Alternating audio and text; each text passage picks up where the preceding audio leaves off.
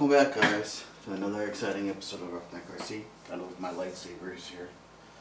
I have a few of those floating around. Just gotta get those up on the wall upstairs, but you know, so forth.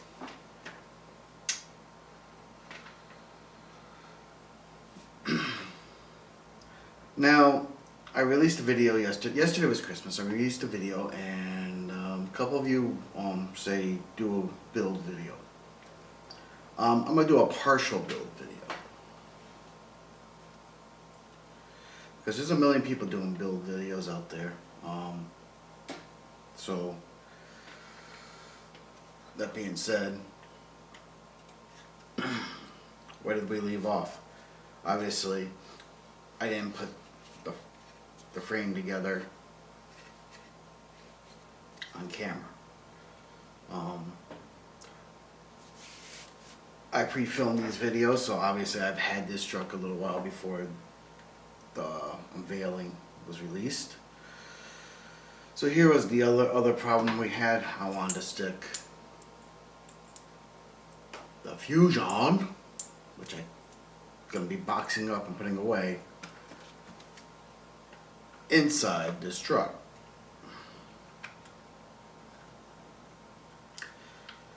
No matter which way, I mean, this isn't, I do this, right?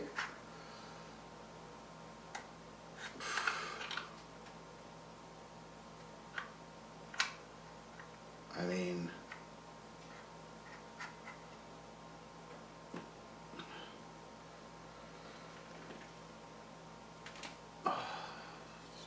so annoying. So annoying.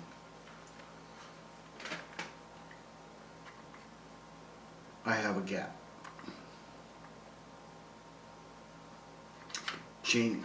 I thought the aluminum one would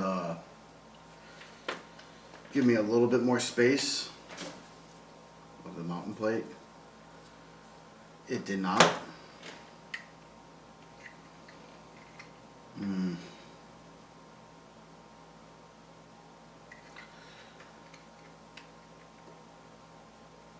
So I can extend it out, but that's going to change some things, and I don't want to have to do that because I just don't see that feasible.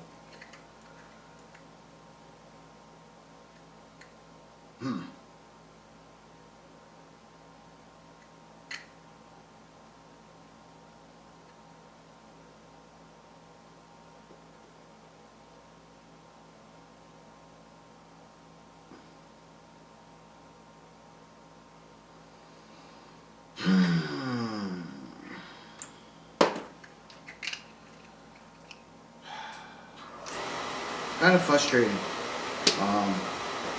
because this project is going to have to take a back burner for a little bit until I get. Well, I guess I can build a roller, and then when I get the motor set up, then we can go forward with that.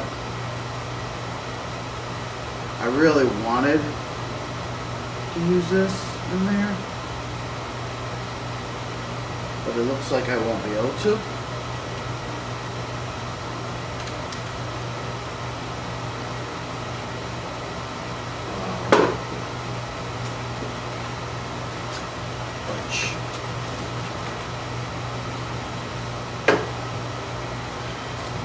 Is what it is.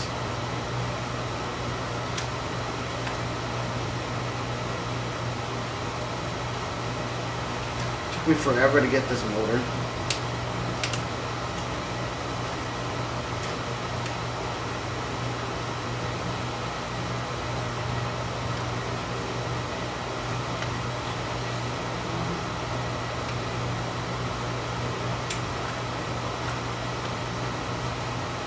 Back to the drawing board when it comes to that.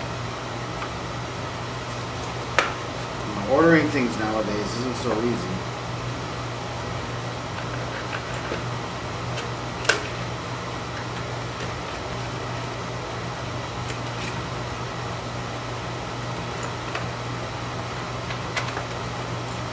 And it's a crawler setup, so it's a 1200 kV motor. I mean, it's a decent setup.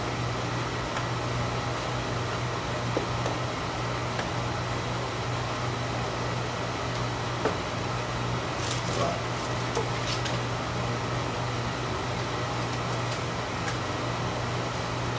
unfortunately,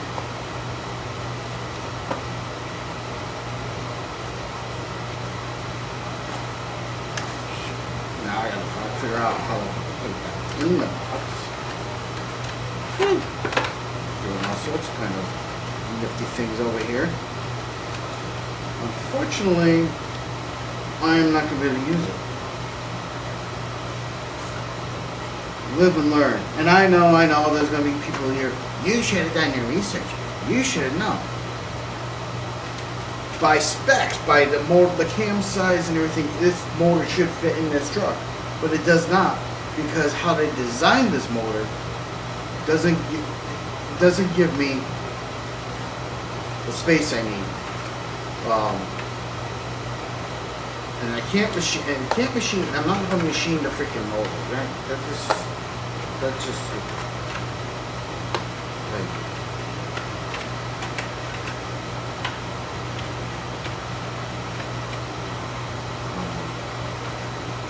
So I got a motor here, a motor slash ESC, because that's what 2-in-1 is, that I am not going to be able to do anything with.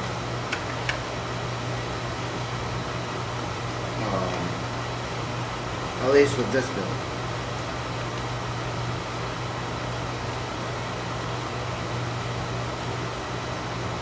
I have some crazy things in my head that I kind of had on the back burner that I really want to do for builds. So, like I said, it is a crawler motor, so this won't be going into anything but another crawler. If I can get it to sit. There we go. Down in.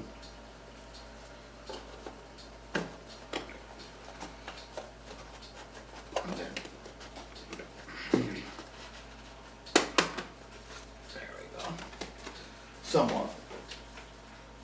Alright. This goes down here. Amongst my other shit.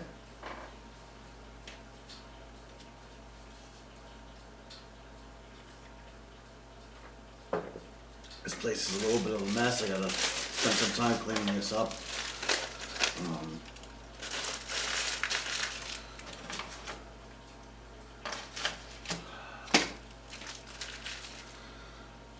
It's not the first time I made that mistake of buying a motor that I can't do anything with, and I'm sure it's not going to be the last time. But like,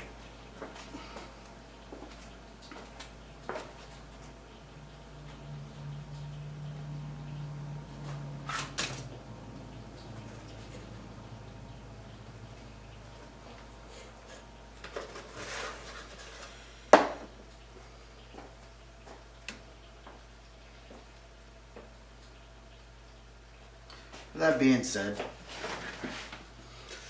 it is what it is.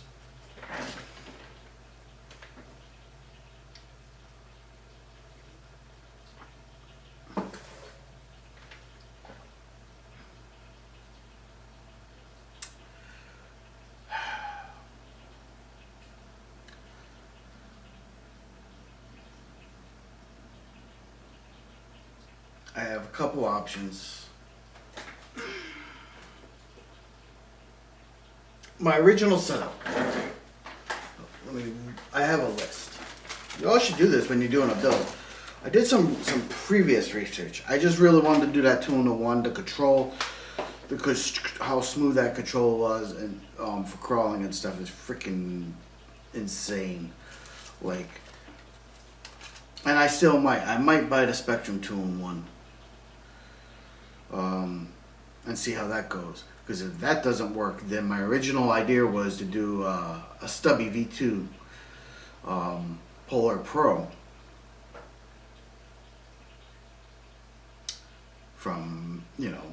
Christmas hobbies. And that's $100 motor, and then I was gonna back that up with a Castle Creation Copperhead. Um, you know, so that's $219 plus the link. So I was gonna do that. That's originally I have these prices down. Whenever I go into a build, you know, by all means, this is not a budget build. But I write down the prices of things I think I need to get, with things that I want to do to it. Like I want to put a light kit in. There's a few things I'm going to be doing, and honestly, I'm like I said, I'm gonna be definitely doing a little bit more of this build. I think at this point, I'm going to put this thing into roller form, and I mean, the servos will be hooked up, the transmission will all but the power plant. Because I don't think I'm going to be able to get that in time. And I don't want to use these shocks. The shocks that come with it, so I'm probably going to put those away somewhere. I'm going to be ordering some Eternal Spring shocks. Just because it looks a little bit more realistic. And I'm gonna do something special with the body too, like this. You know, originally,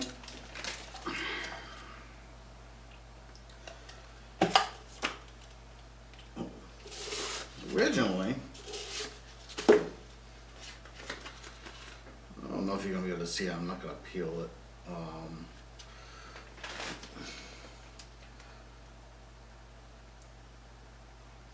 That's the Phoenix I got for the hood.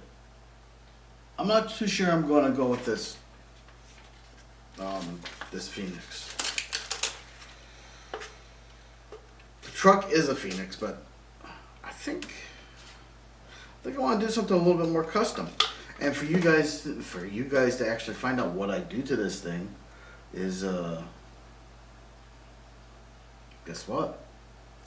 You're going to have to watch the videos.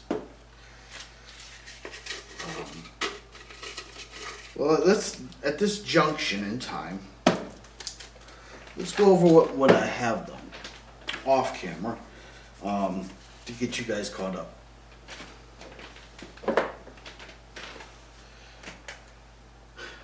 Put the axles together. These are all together. I didn't, I wasn't planning on, like I said, I mean, doing a lot of filming of this rig, but the more I think about it, the more, I mean, since I'm having setbacks anyhow, I really wanted to just get it done and be able to use it, but the more setbacks I've been having with this rig, I'm just going to, from here forward, be showing you what I do, and obviously, like, the tricky part with the Phoenix is the transmission and stuff. Everybody says that it is a pain in the butt. That's one of the reasons why I have to have the right motor set up in this thing. It's becoming a very costly venture.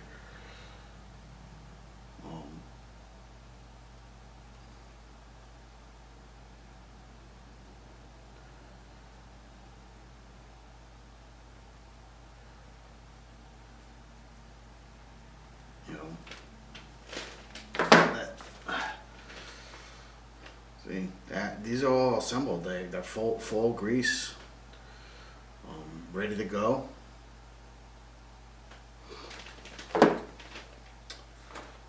Frame ready to go.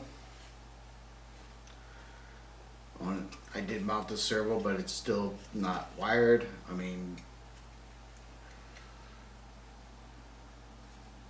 some basic stuff that I don't really need to even by filming the build, I don't really need to show you step by step on those items. But the nitty gritty when it comes to this transmission, and we're gonna learn together.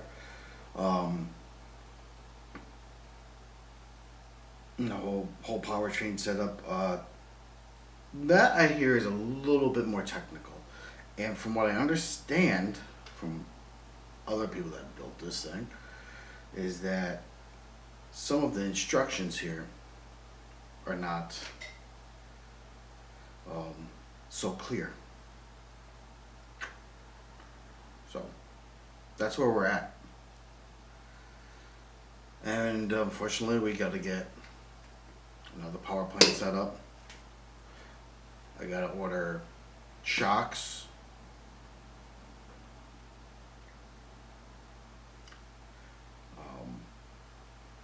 I got to order, still got to order aluminum beadlock rims. Still got to order the tires I want to run on this thing.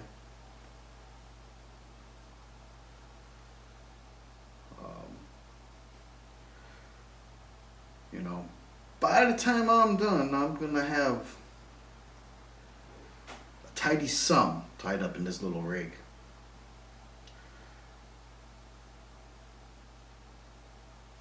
And I gotta do definitely some body work.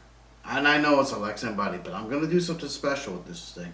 And then the more I think about it, the more I want to be a little bit different than every other Phoenix out there. So we're gonna do something crazy.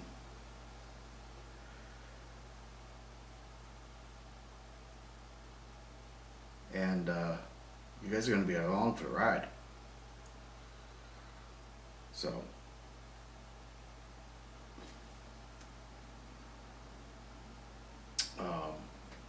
at this point, like I said, like I can't rush this. I can't.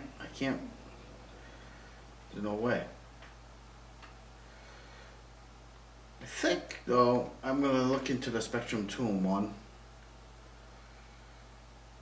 because I think the Spectrum one, from what I understand, someone else put the Spectrum one in the Phoenix, so I think it will fit.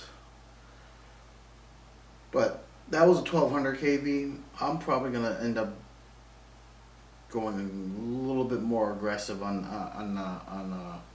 that, and maybe an 1800 or 1400. I mean, a little bit more oomph, oomph. Because I'm not superly concerned about top speed, but I am superly concerned about the crawling capabilities. So here we are, and that's where we stand. Alright guys, until the next time, remember, get out there, play hard, play dirty, and enjoy your holidays. I'll see you on the flip side.